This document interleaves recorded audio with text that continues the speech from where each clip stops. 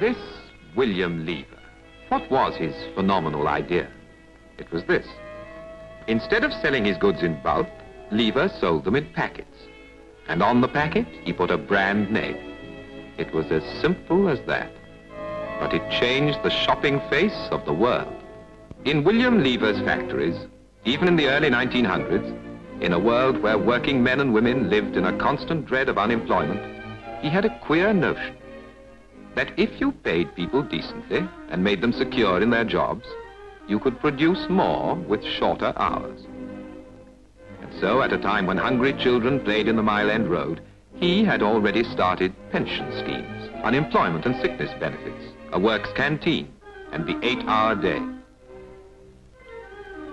60 years ago, he built a village of fine streets and gardens for his employees, and even now it remains, a model village with amenities far ahead of its time. For Lever, on shipboard with his wife, the times meant change of another sort. His factories were growing. He needed ever more raw materials, and so he went off on many a long journey, 5 times round the world, for he would brook no sharing of his authority. He had to see for himself.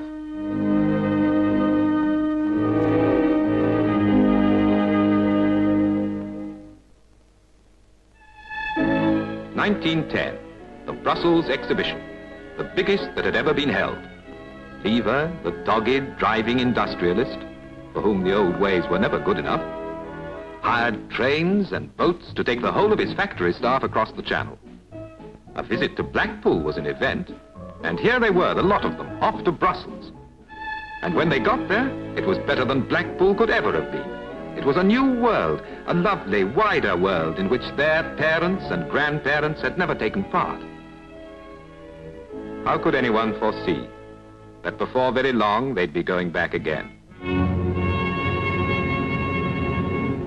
The men of his factories won their medals and remembered their dead.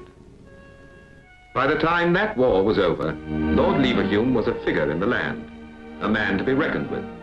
King George V and Queen Mary had visited him. Now close to 70, the working boy who had started life cutting up bars of soap for a shilling a week was still looking forward to new worlds, new conquests, new adventures. As usual, being the kind of man he was, he had to see for himself. Even remote Kano, up on the old caravan route in northernmost Nigeria, and 85,000 men and women who worked for him, all over the world. All over again, it was the principle by which he had built his British factory village. Call it self-interest, but it was enlightened self-interest. Good business. Where there had been sickness and early death, he brought medicine and the promise of better health. And then he built hospitals and houses to make that promise a reality. Even now, he was not yet done.